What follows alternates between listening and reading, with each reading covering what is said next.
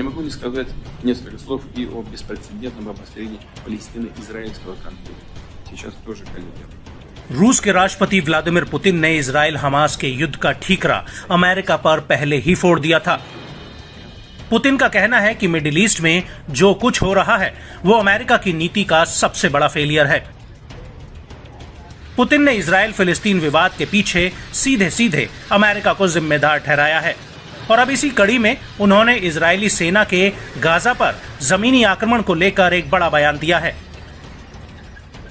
जिससे लगता है कि शायद पुतिन बैकडोर से फिलिस्तीन की मदद कर सकते हैं। पुतिन का कहना है कि गाजा में खूनी खेल तुरंत रुकना चाहिए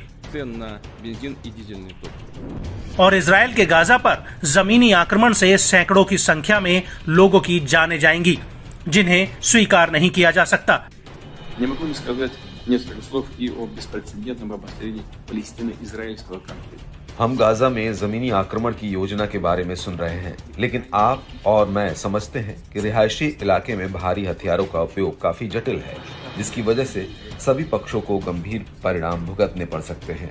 उन रिहायशी इलाकों में भारी उपकरणों के बिना इन ऑपरेशनों को अंजाम देना और भी मुश्किल है और सबसे महत्वपूर्ण बात यह है कि इस ऑपरेशन में नागरिकों की जान जाएगी, जो बिल्कुल अस्वीकार्य होगा।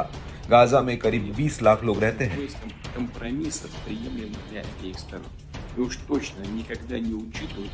इसके अलावा पुतिन ने इजराइल और हमास के बीच सुलह कराने की भी पेशकश की है।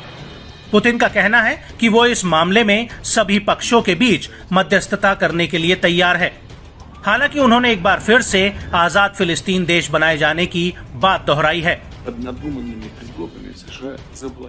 मुख्य लक्ष्य रक्तपात को रोकना है। तुरंत युद्ध विराम और जमीनी स्थिति को स्थिर करने के लिए सामूहिक प्रयासों की जरूरत है। मैं इस बात पर जोर देना चाहूंगा कि रूस सभी रचनात्मक विचारधारा वाले भागीदारों के साथ समन्वय करने के लिए तैयार है।